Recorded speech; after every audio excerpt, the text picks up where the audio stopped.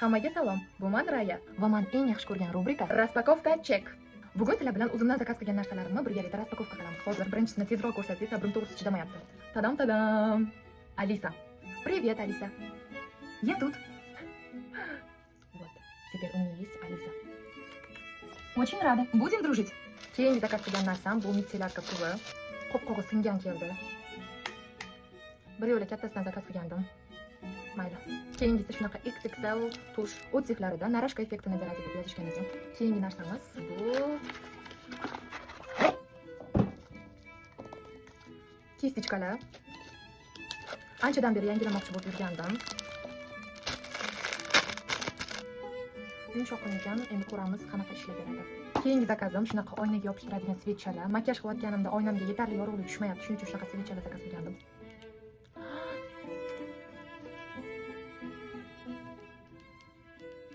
Hozir buni chiroyli qilib yopishtirib, uni ham storiyaga qo'yaman. Storiyamdan ko'rib olsanglar bo'ladi qanaqa turganini. Keyingi zakazim shunaqa oyoq kiyim tergich teradigan nima deyiladi. Короче, ko'ramiz sifati qanaqa keldi.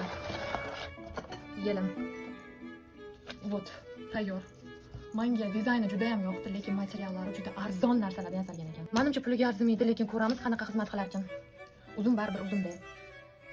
Oxirgi zakazim shunaqa nabor zakaz qilgandim.